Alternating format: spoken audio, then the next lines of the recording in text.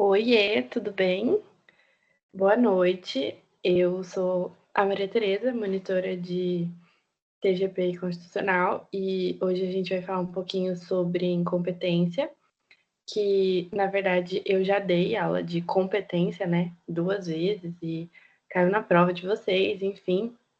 A gente falou bastante sobre isso e eu tô dando continuidade na matéria agora.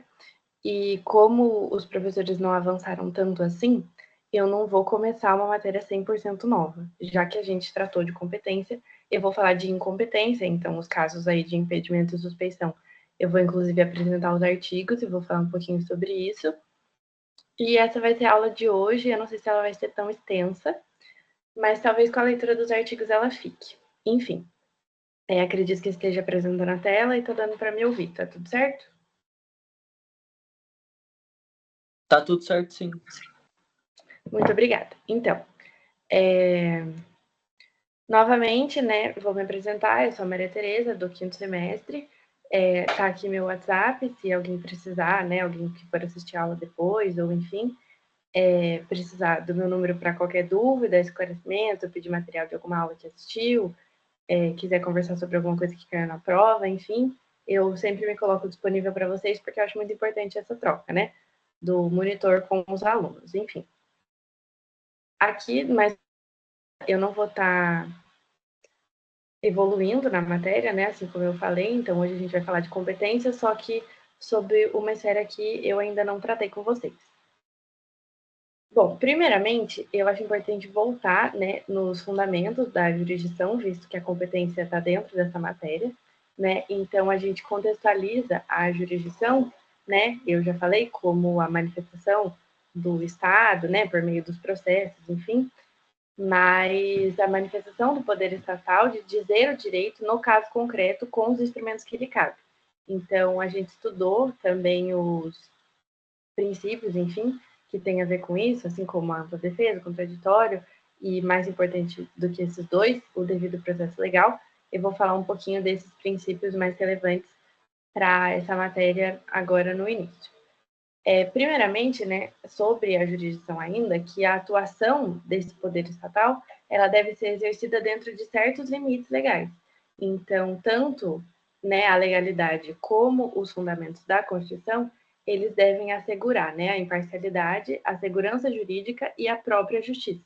Então, essas três coisas, elas devem ser vistas como pilares para a gente, né, no âmbito processual, digamos assim, né, como a matéria é essa, né, teoria geral do processo, enfim, a gente consegue entender que esses princípios eles são regentes de certa forma, né, a imparcialidade, a segurança jurídica e a própria justiça. Esses princípios eles estão, né, na Constituição, no artigo 5º, acho importante relevar sempre, que é um artigo aí de direitos, garantias e deveres muito relevantes e que a gente não precisa decorar todos, mas entender de onde eles vêm e por que eles vêm é muito importante, né? Sabendo sempre que os princípios eles se relacionam com a dignidade da pessoa humana, e isso também é um cerne da nossa Constituição. Então, ter isso em mente também ajuda na hora de interpretar esses artigos.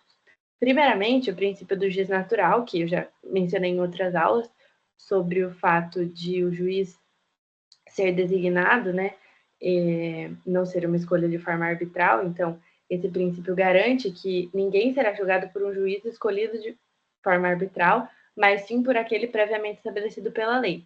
Como a gente sabe que aquele juiz foi estabelecido pela lei?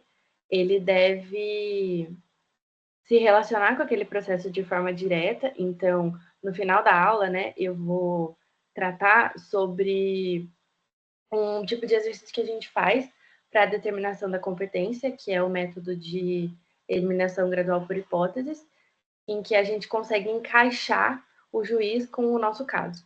Então, a gente consegue entender, por exemplo, qual juiz vai participar de cada caso e também entendendo a estrutura do judiciário que já foi apresentada por mim e pelo outro monitor, acredito eu, que isso é muito relevante, entender como aquele juiz, por que, né, aquele juiz participa daquele processo específico.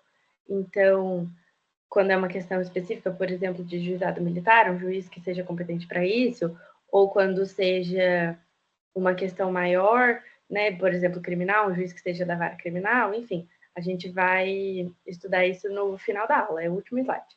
Mas, além de tudo isso, né, da competência propriamente dita em relação à matéria que o juiz julga e que o juiz sabe, a gente também precisa entender que o juiz não escolhido arbitrariamente, ele é um juiz competente no âmbito do conhecimento. Então, ele passou por um processo para ser juiz e ele está ali concursado e tem todas as suas garantias, mas ele se submeteu, né, a esse processo de concurso para ser quem ele é e ter o poder que ele tem da jurisdição que ele é investido. Enfim. Então, no artigo 5º, né, é o inciso 53, e diz: ninguém será processado nem sentenciado senão pela autoridade competente. Nesse caso, é o juiz, né, que a gente está tratando aqui, mas a depender, né, por exemplo, em questões de arbitragem, o árbitro que for convencionado, enfim, mas sempre entendendo que aquela pessoa que vai julgar é aquela que foi designada, não só como com a competência de direito, mas também a de fato. Então, não só com o conhecimento que aquela pessoa tem para isso, mas também com o âmbito de ação dessa pessoa. Então, o próximo, né, é o princípio do devido processo legal. Eu acho impossível falar dele sem falar de ampla defesa e contraditório, porque a gente entende que essas coisas são inerentes ao devido processo legal, né? Então, quanto mais a gente estuda e conhece na prática, a gente consegue saber que o contraditório e a ampla defesa, eles são garantias que decorrem do devido processo legal. Eu não sei se isso é uma afirmação feita por várias pessoas do direito, mas eu consigo entender isso, que são garantias decorrentes do devido processo legal. O que significa o devido processo legal? É a oportunidade, né, de ambas as partes, não só terem acesso, né, à sua própria defesa, mas também à justiça.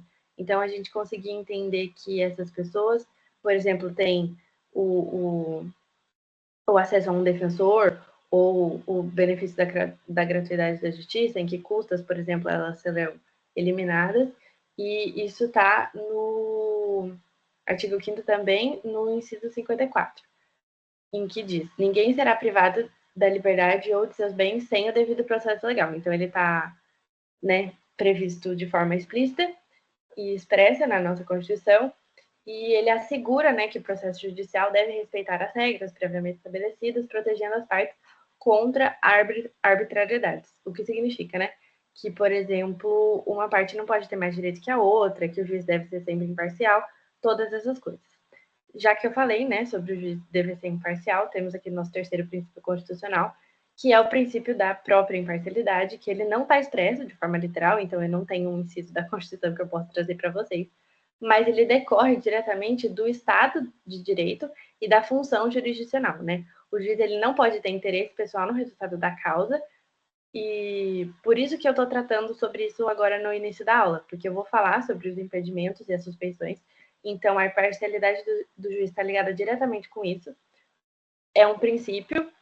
Então, se você sabe, né, que aquele juiz não deveria estar participando daquele processo, tem algumas medidas que você pode tomar, tanto como parte, quanto como participante daquele processo, sem ser, por exemplo, autor ou réu, né, sei lá, o Ministério Público, enfim. E, às vezes, o próprio juiz também pode declarar essa questão, mas a gente vai ler mais para frente. Enfim, sobre os princípios é isso, acho que ficou bem claro. São coisas abstratas, mas que quando a gente traz para casos práticos, assim como eu vou fazer ao decorrer da aula, eu acho que vai ficar um pouco mais fácil de entender. Bom, sobre os conceitos, né, que eu vou trazer aqui para vocês, primeiramente, a competência jurisdicional, que ela, propriamente dita, é a delimitação do exercício da jurisdição. Então, é como se fosse uma medida. A jurisdição, ela deve ser exercida, né, assim como a gente já abordou, mas, por exemplo, a competência jurisdicional, ela é uma medida que vai definir quem julga, o que, quando, onde e como. Então, ela é uma delimitação mesmo, a gente consegue entender isso, que ela coloca limite, medindo quem vai julgar aquele processo, qual é a matéria do processo, então o objeto do processo, onde, né, em qual comarca ou em qual vara, enfim, e de que maneira, porque, assim como eu já citei no começo da aula, pode ser por um juiz, mas pode não ser. A gente tem opções alternativas para isso, que inclusive eu tratei com vocês, né, as diferenças de mediação, conciliação, arbitragem, enfim, são coisas que a gente também tem que ter em mente. Como, de forma mais simples, né, a gente pode falar que a competência jurisdicional é um conjunto de limites imposto à própria jurisdição, então a gente consegue entender essa delimitação mesmo de quando, como, onde, porquê, enfim. Temos as duas competências, né, que são a absoluta e a relativa. A principal diferença delas é sobre a modificação. Então, a competência absoluta não pode ser modificada pelas partes, ela se relaciona com a matéria do processo ou a função, né? Então, por exemplo, casos que sejam, né, sobre a Justiça Federal vão ser julgados pela Justiça Federal e juízes federais.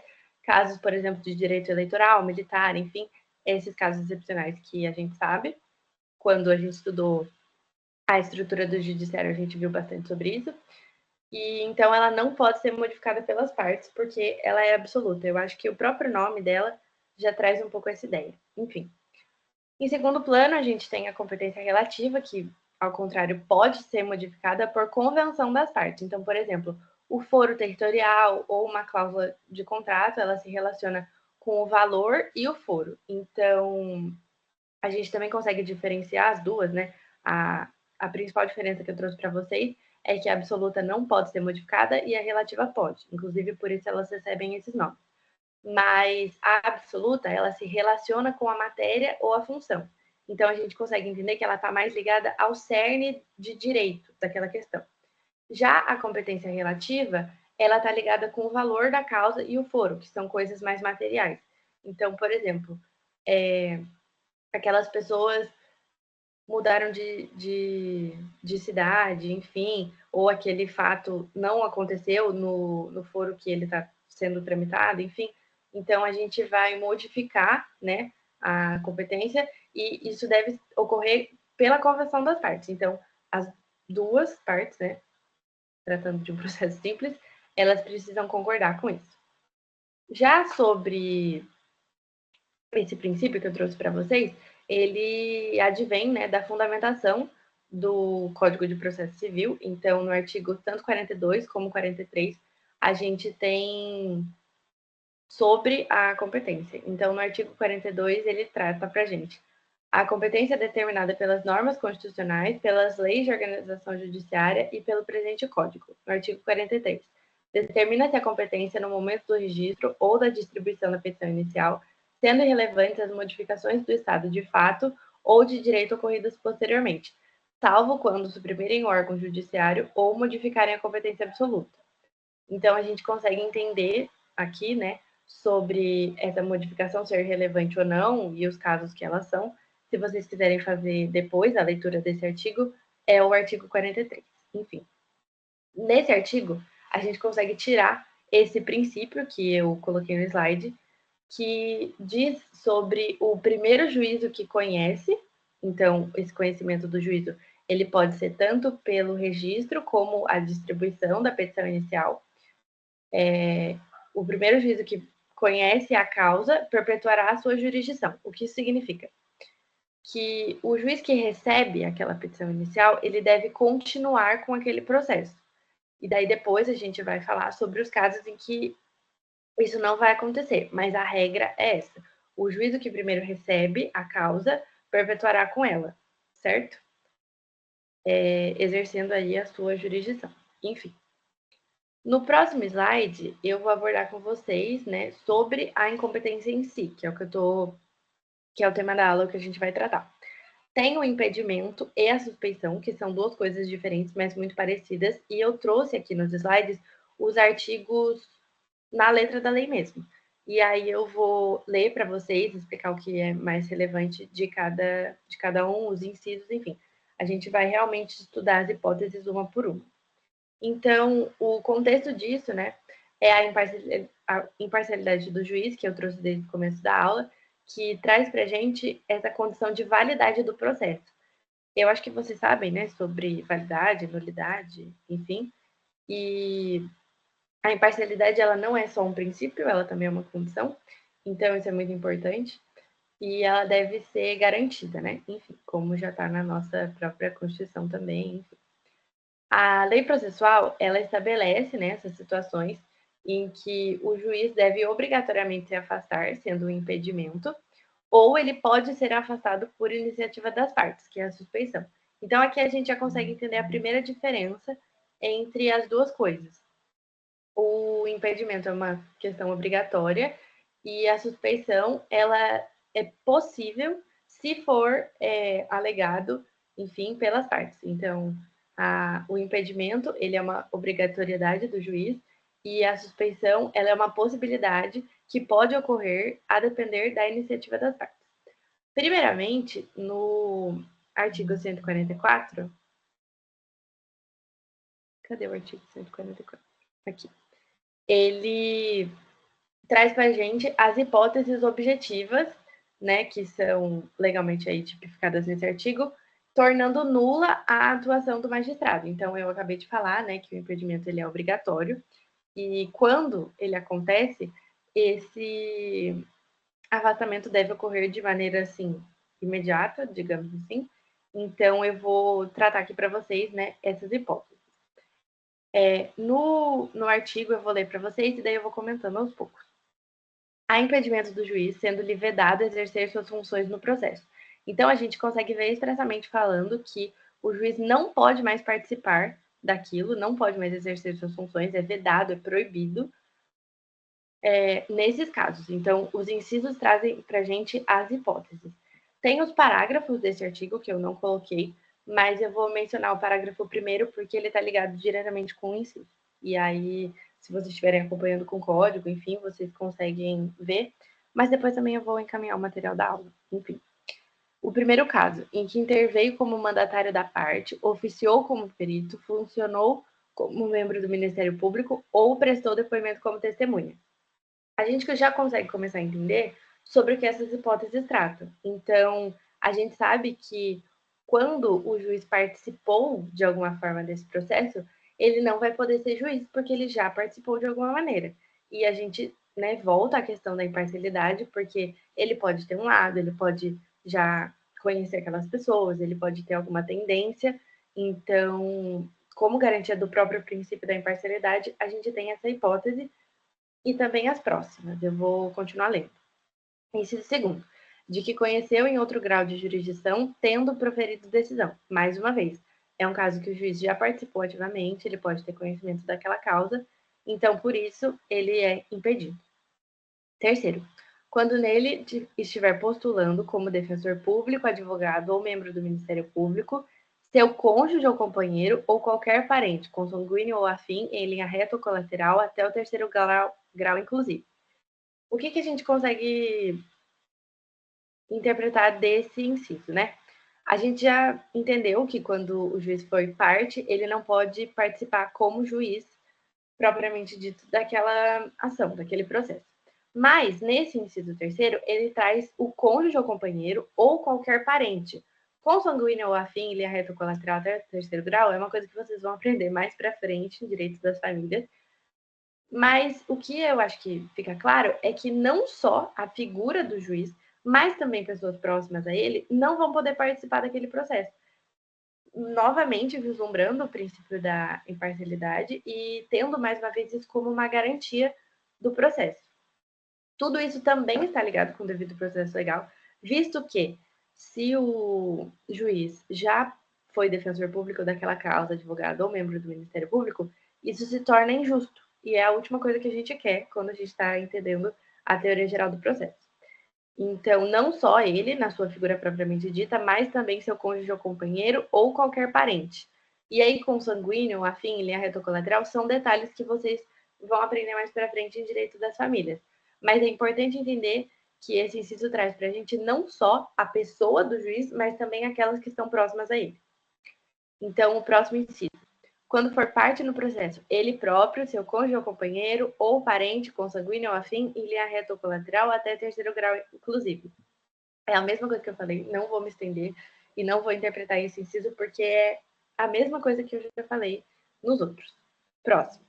Quando for sócio ou membro de direção ou de administração de pessoa jurídica parte no processo.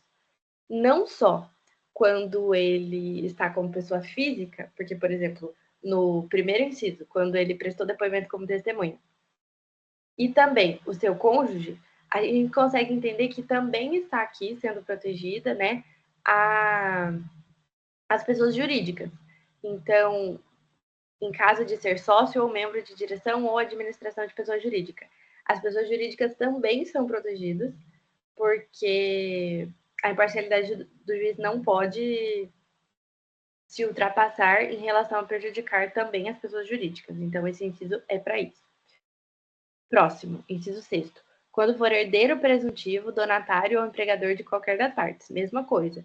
Aí está uma questão mais de direitos relacionados a patrimoniais, né? Bens, enfim, sobre ser herdeiro presuntivo, donatário ou empregador. Então, isso tem uma questão pecuniária envolvida, mas, mais uma vez, está protegendo. No inciso sétimo, em que figure como parte instituição de ensino com a qual tenha relação de emprego ou decorrente de contrato de prestação de serviço. Mais uma vez, uma questão meio empresarial, né, que traz aí pra gente, em relação à pessoa do juiz ser relacionada com uma figura de instituição de ensino. E daí, por que veio essa expressão genérica, né, instituição de ensino? Porque pode ser uma escola, pode ser uma faculdade, pode ser uma instituição que traga, por exemplo, pós-graduação, enfim. Então, colocou, né, acredito eu, instituição de ensino para abranger todas essas instituições, enfim. E também protege, né, essa relação do emprego ou do contrato de prestação de serviços, que seria, por exemplo, ele como prestador ou como contratante, enfim. Próximo, em que figure como parte cliente do escritório de advocacia de seu cônjuge, companheiro ou parente consanguíneo ou afim em linha reta colateral até o terceiro grau, inclusive, mesmo que patrocinado por advogado de outro escritório. Então, aqui já tem uma questão mais de ética, acredito eu, né, em relação à advocacia e ao próprio exercício, né, dos advogados, mas a gente entende que, mais uma vez, o juiz, como pessoa, não sozinho, mas também isso é estendido ao seu cônjuge, companheiro ou parente, então todas aquelas pessoas que estão próximas dele, e protegendo mais uma vez o processo, a imparcialidade. Por fim, a gente tem aqui o nono, né? Quando promover ação contra a parte ou seu advogado. Mais uma vez, quando ele é uma pessoa que já tem um lado naquele processo, ele não vai poder julgar. Enfim, sobre agora o parágrafo primeiro, que está relacionado com o inciso 3. Eu vou ler aqui para vocês.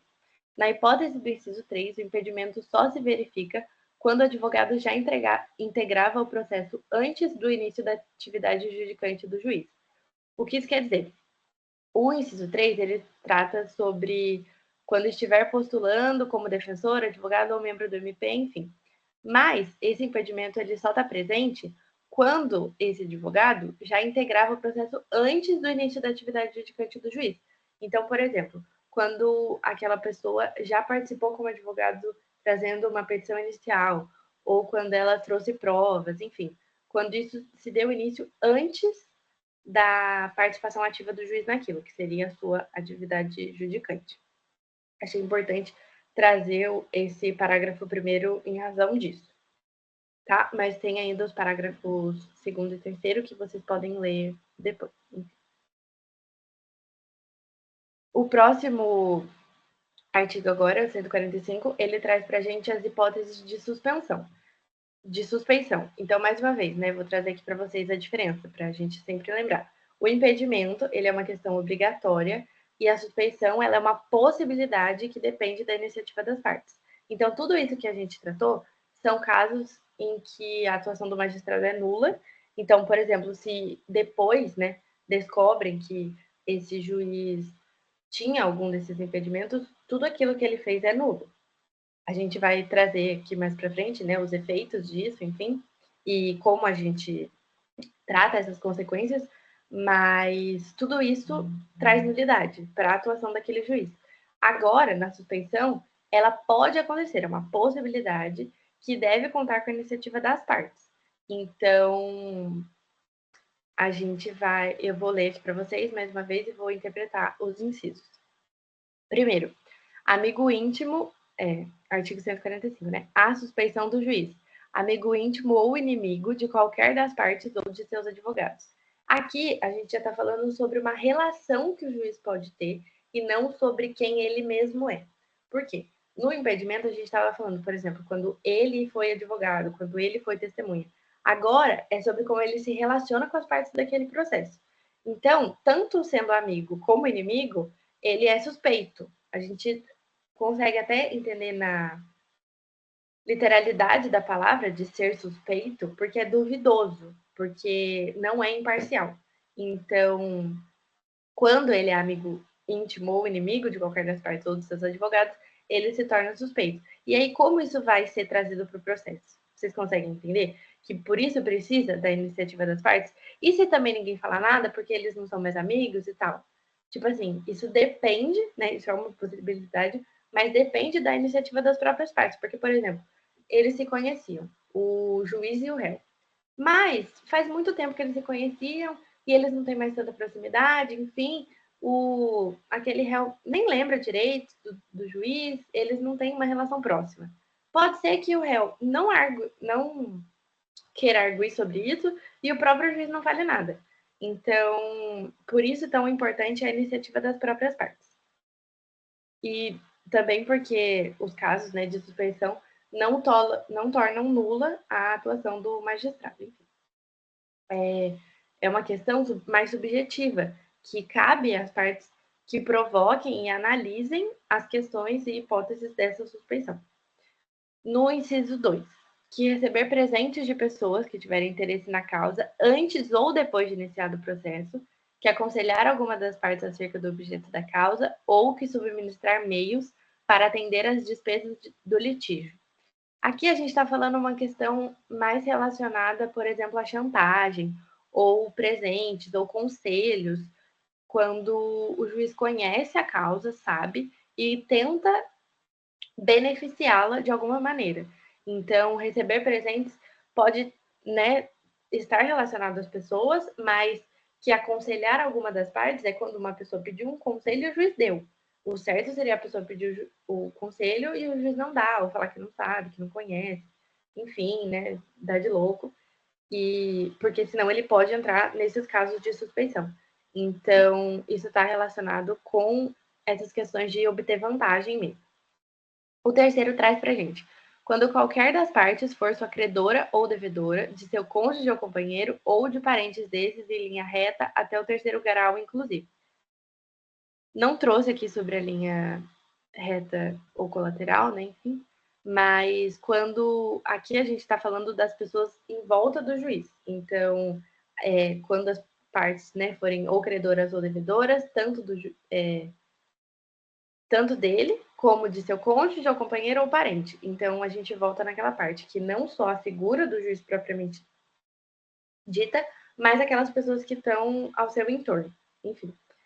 Por último, né, a gente tem o inciso de que a suspeição do juiz, interessado no julgamento do processo em favor de qualquer das partes. Então, mais uma vez, né, quando ele pode estar pendente para um lado, pendente para o outro, e tem relação aí também diretamente com a imparcialidade. Eu trouxe os parágrafos, porque esse artigo era mais curto, então eu vou ler para vocês. O primeiro parágrafo diz: poderá o juiz declarar-se suspeito por motivo de foro íntimo sem necessidade de declarar suas razões. Por que isso acontece, né? Existe essa possibilidade porque, primeiramente, o juiz ele tem esse poder, né, de declarar-se. Então, ele mesmo pode falar, olha, eu sou suspeito para agir nesse caso, e ele pode não explicar, porque, né, tá aqui no parágrafo, sem necessidade de declarar suas razões.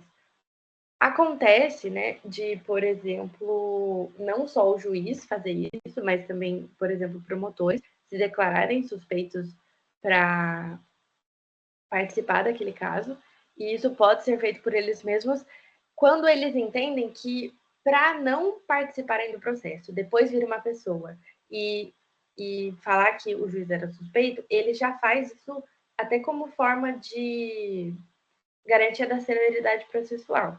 Então, por exemplo, quando o juiz já sabe que aquelas pessoas ou né, tem relação ou com ele, ou cônjuge, companheiro, parentes, enfim, ele já declara essa suspeição de início para evitar que o processo seja movido e depois as partes tragam isso à tona, enfim. Então, por isso, ele pode fazer isso ele mesmo se declarar suspeito. Parágrafo 2º. Será ilegítima a alegação de suspeição quando? Então, quando todos esses casos que a gente leu, entendeu porque eles acontecem, quando eles não são legítimos. Ou quando eles houverem sido provocados por quem a alega. Então, por exemplo, eu estou alegando que o juiz é meu amigo. E aí, essa alegação de suspeição, ela vai ser ilegítima porque a outra pessoa tem que fazer isso, certo? Ou a parte que a alega houver praticado ato que signifique e manifesta aceitação do arguido. Um pouco mais complicado. A parte que a alega houver praticado ato que signifique e manifesta aceitação. Será ilegítima a alegação de suspeição quando a parte que a alega a suspeição houver praticado ato que signifique e manifesta aceitação do arguido. Então, por exemplo, né, a gente precisa entender aqui a figura das duas partes e como elas estão funcionando nessa hipótese. Uma pessoa, o autor, por exemplo, está alegando a suspeição do juiz, mas ela mesma praticou um ato que significa a aceitação daquela situação. E daí isso é ilegítimo, porque se ela aceita aquilo, ela não pode arguir depois de forma contrária, trazendo então a ilegitimidade. No próximo que eu vou trazer, que é o 146, a gente tem os procedimentos e as consequências. Primeiramente, né, eu acho importante a gente ler aqui a cabeça do artigo, que é o caput, e entender sobre esse prazo de 15 dias, né? No prazo de 15 dias, a contar do conhecimento do fato, a parte alegará o impedimento ou a suspeição em petição específica dirigida ao juiz do processo, na qual indicará o fundamento da recusa, podendo instruí-la com documentos em que se fundar a alegação e rol de testemunhas. O que a gente tem aqui? Uma petição específica, que tem um prazo de 15 dias, e o que deve conter nessa petição. Então, isso é o procedimento, né, em que a parte vai alegar tanto o impedimento quanto a suspeição. Ele deve ser dirigido ao juiz e deve indicar o fundamento da recusa. Então, por que eu não quero mais esse juiz? Porque eu acredito que ele seja incompetente. Então, eu preciso instruir, né, que significa provar no direito, tanto com documentos, como também com testemunhas. Então, eu posso trazer fotos, eu posso trazer provas escritas, eu posso trazer um contrato que prove que aquelas pessoas, né, já se relacionam anteriormente, eu posso, inclusive, né, em um caso absurdo, em que o juiz foi o advogado que fez a petição inicial. É muito absurdo, mas, né, enfim, só para questões didáticas. Você colocar essa própria petição e a assinatura dele, enfim, são prova que podem acompanhar essa petição, então, tanto os documentos quanto também o rol de testemunhas. Então, você indicar uma pessoa e a qualificação dela, né, o número de telefone para contato, o endereço residencial, o número de identificação, como CPF ou RG, sendo assim a forma como essa petição deve ser feita e o prazo, né, de 15 dias, que garante que esse impedimento ou essa suspensão possam ser qualificados. Então, que isso seja aceito, né, pelo juízo. Então, aqui, né, nos parágrafos, a gente traz situações mais específicas, né, que são aí os efeitos e as consequências. Se reconhecer o impedimento de suspensão ao receber a petição, o juiz ordenará imediatamente a remessa dos autos a seu substituto legal. Caso contrário, determinará a autuação em apartado da petição. No prazo de 15 dias, apresentará suas razões, acompanhadas de documentos de rol de testemunhas, se houver ordenando a remessa do incidente ao tribunal. Então, isso, né, sobre o impedimento e a suspensão, é um incidente, é uma petição específica, que é colocada no meio do processo, e tem essa consequência de ser imediata. Então, o juiz ordena imediatamente a remessa dos autos para o seu substituto, então, para garantir que outra pessoa, né, esteja participando daquele caso a partir do momento que ele foi declarado suspeito ou impedido. E também, né, para que não tenha a nulidade dos atos que ele venha a mover durante aquele processo, tendo sido declarado como impedido.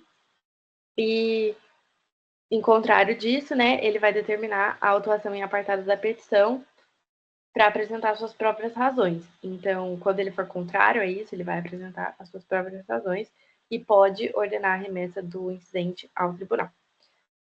Segundo, distribuído o incidente, o relator deverá declarar os seus efeitos, sendo que, se o incidente for recebido sem efeito suspensivo, o processo voltará a correr. Com efeito suspensivo, o processo permanecerá suspenso até o julgamento do incidente. Aqui a gente tem uma questão mais literal, né, sobre a suspensão, mas a gente consegue entender que o processo ele pode, né, ter efeito, esse incidente pode ter efeito suspensivo ou não. Sem efeito, o processo volta a correr e com efeito, o processo permanece suspenso. Esse incidente, então, ele traz a suspensão do processo e o relator deve declarar esses seus efeitos de forma imediata. Então, né, como a gente já viu que o juiz ordena imediatamente a remessa dos autos, tem mais ou menos a mesma linha. E esses dois incisos trazem aí as hipóteses tanto com efeito como sem. Terceiro, enquanto não for declarado o efeito em que é recebido o incidente ou quando esse for recebido com efeito suspensivo, a tutela de urgência será requerida ao substituto legal. Então, assim como a gente já leu, né, o juiz ordena imediatamente a remessa dos autos para o substituto, e enquanto o efeito suspensivo não for declarado, né, ou quando for recebido com o efeito suspensivo, essa tutela, né, de urgência, ela vai ser requerida pro substituto. Então, a gente consegue entender, né, com esses parágrafos, que a consequência ela é imediata, instantaneamente, quando o incidente ele é colocado, quando essa petição específica ela é protocolada, a gente sabe que esse processo vai ser tratado de maneira diferente por conta do impedimento ou da suspensão do juiz. Parágrafo 4º. Verificando que a alegação de impedimento ou suspensão é improcedente, o tribunal rejeitá-la-á. O que isso significa? Quem vai verificar se a alegação de impedimento ou suspensão é procedente ou não vai ser o tribunal. Então, o juiz recebendo, né, essa alegação, ele precisa repassar essa petição específica e, simultaneamente, remeter para o seu substituto, ele deve repassar para o tribunal para que seja julgado se aquilo vale ou não, se aquilo vai ser recebido ou não. Se é procedente ou não, né, que é como está colocado aqui para a gente no parágrafo. O próximo, quinto. Acolhida a alegação tratando-se de impedimento ou manifesta suspeição, o tribunal condenará o juiz nas custas e remeterá os autos ao seu substituto legal, podendo o juiz recorrer da decisão. Então, aqui, né, são as consequências do próprio tribunal, em que o impedimento ou a suspeição ele é acolhido, né? Essa alegação feita na petição ela é acolhida. O tribunal faz essa condenação ao juiz das custas e remete os autos, sendo possível, né, com que o juiz recorra, por exemplo, trazendo o seu lado, enfim. Próximo, penúltimo, reconhecido o impedimento ou suspeição, o tribunal fixará o momento a partir do qual o juiz não poderia ter atuado. Então, é aquilo que eu falei.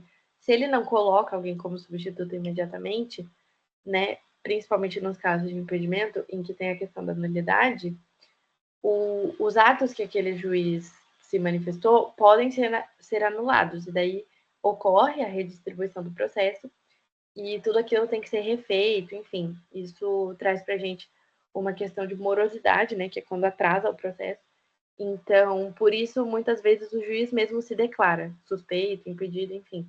Ele mesmo já se coloca nessa posição para que isso não atrapalhe o processo. Essa condição de impedimento ou suspensão não faça com que o processo demore mais do que ele deveria ou que depois, né, seja colocado esse incidente. Por fim, o tribunal decretará a nulidade dos atos do juiz se praticados quando já presente o motivo de impedimento ou suspensão. Então, é isso que eu acabei de falar, por isso não vou interpretar esse parágrafo.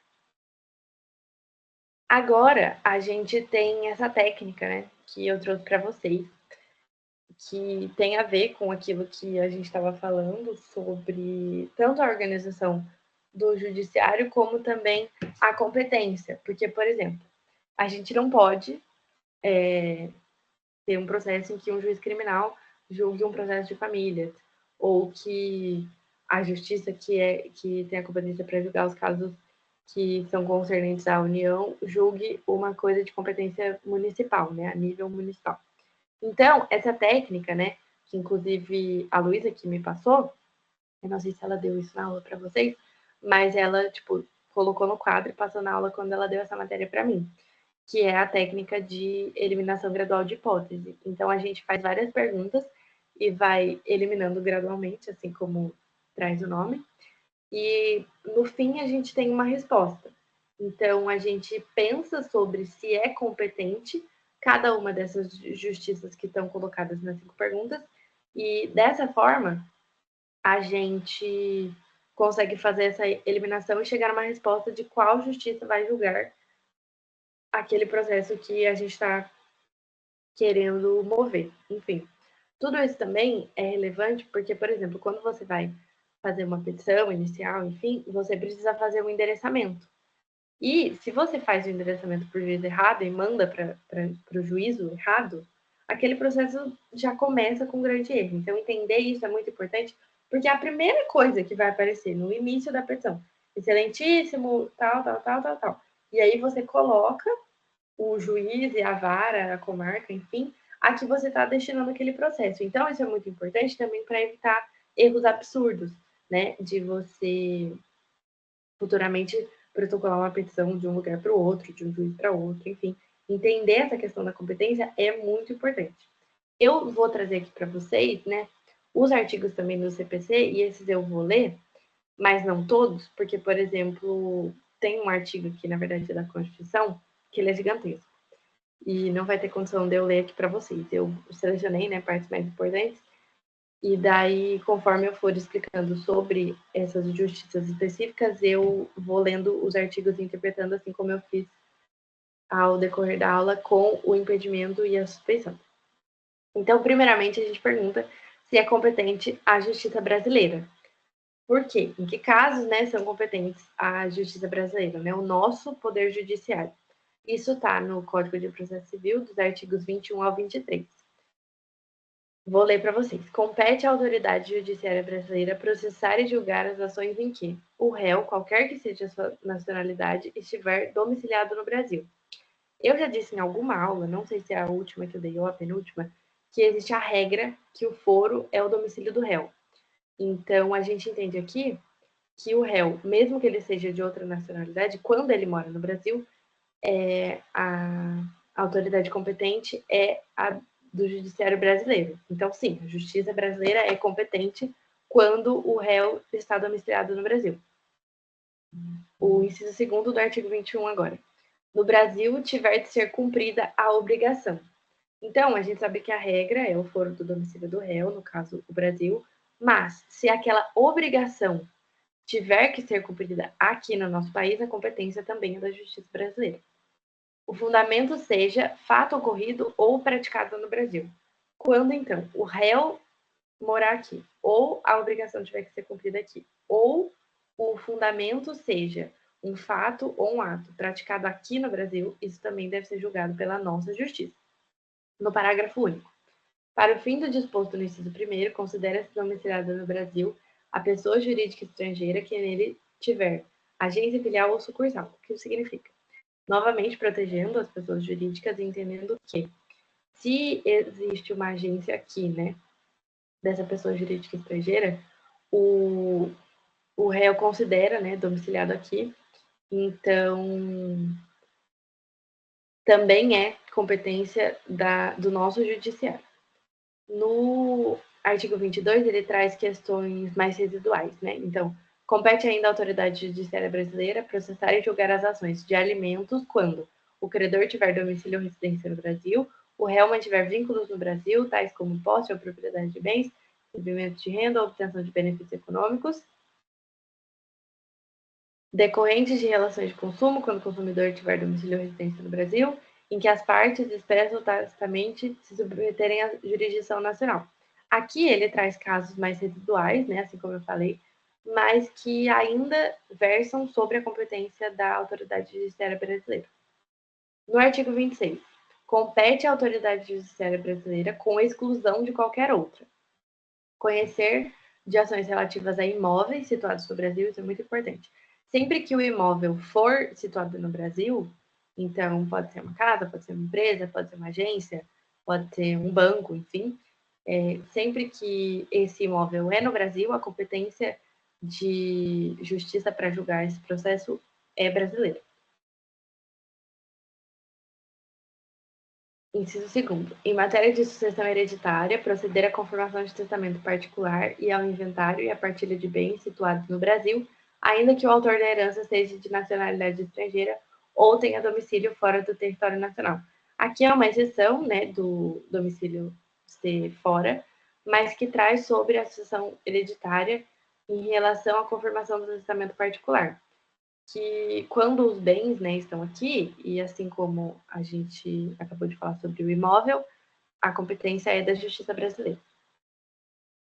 Por fim, inciso 3º do artigo 23, em divórcio, separação judicial ou dissolução de união estável, proceder à partilha de bens situados no Brasil, ainda que o titular seja de nacionalidade estrangeira ou tenha domicílio fora do território nacional. Então, trazendo, né, que em relação aos bens, mais uma vez, situados no Brasil, esse processo ele compete à autoridade judiciária brasileira.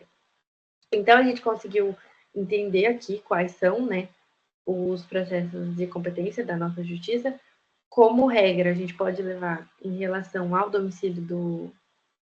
A regra é o foro do domicílio do réu quando ele reside no Brasil, mas também em relação aos imóveis e aos bens, com todos esses casos residuais que eu acabei de ler para vocês. Segundamente, a gente tem a pergunta sobre ser competente originariamente a algum tribunal. O que isso significa? Os tribunais, né, julgam recursos, enfim, então eles podem ser tanto superiores como estaduais. Então tem, por exemplo, TST, né, que é o superior Tribunal Superior do Trabalho, que é Superior Tribunal Trabalhista, enfim, ou os estaduais, que são, por exemplo, de São Paulo, do Rio, enfim. E quando a competência ela é do tribunal, ela é originariamente do tribunal. O que isso significa, né? Que aquele direito ele deve ser tratado apenas em tribunal. Então, quando a gente propõe algum recurso e ele instantaneamente sobe, né? Que é o que a gente fala, porque tem a instância aqui e depois o tribunal. O juiz de primeira instância e depois sobe para o tribunal. A gente consegue entender que essa competência ela é originária, ela é intrínseca daquele tribunal, por exemplo, julgar aquele recurso ou em relação aos tribunais superiores, né, dos casos específicos, como eu falei. Terceira pergunta, a Justiça Federal Especializada. A gente sempre precisa ler essa pergunta, né, completa. Então tem ali em cima em negrito e depois a pergunta. É competente a Justiça Federal Especializada? Sobre o que a gente está falando, né? As justiças especializadas, elas são a militar, a trabalhista e a eleitoral. A gente sabe que esses são os casos mais fáceis, né, de direcionar a competência. Então, quando um caso é militar, é muito claro que ele é um caso militar, então a gente diretamente endereça esse caso, esse processo, enfim, para a competência especializada. Então, acredito também que não seja uma questão que traga muitas dúvidas. Próximo, é competente a Justiça Federal Comum? O que isso significa, né? A Justiça Federal Comum tem no artigo 109 da Constituição, não é mais do Código de Processo, que fala sobre a competência de julgamento e processamento dos juízes federais em relação às causas de interesse ou participação da União. Eu vou ler aqui para vocês só os primeiros incisos, porque esse artigo é muito extenso, mas, por exemplo, as causas em que a União, entidade autárquica ou empresa pública federal forem interessadas na condição de autoras, réis, assistentes ou oponentes, exceto as de falência, as de acidente de trabalho e as sujeitas à justiça eleitoral e à justiça do trabalho. Esse final a gente já consegue entender porque está relacionado com a Justiça Federal Especializada, né?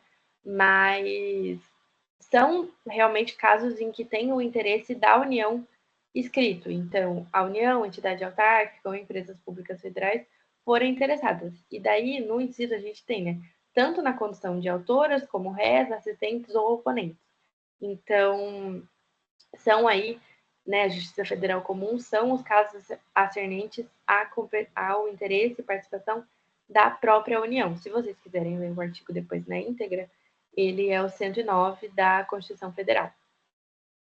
Depois, né, a última pergunta é se é competente a justiça estadual. E daí a gente tem aí o que sobrou, né? Porque quando a gente entendeu que era da justiça brasileira, mas não era de um tribunal, nem especializado e nem comum, porque o especializado tem as 3 situações específicas e a comum é concernente à União, a gente tem a justiça estadual como residual. Então, ela é aquela que sobra, ela, né, essa competência ela está delimitada no CPC, nos artigos 42 e seguintes, eu não trouxe para vocês e não vou ler, porque realmente é a competência mais comum, né, que a gente mais usa, que a gente mais trata. Todos os outros casos vocês viram que são excepcionais. Então, em caso de ser justiça estrangeira, né, que na verdade é a primeira pergunta, ela só afirma para a gente que é brasileira, mas a gente vai precisar passar para uma próxima pergunta para entender para quem a gente vai mandar.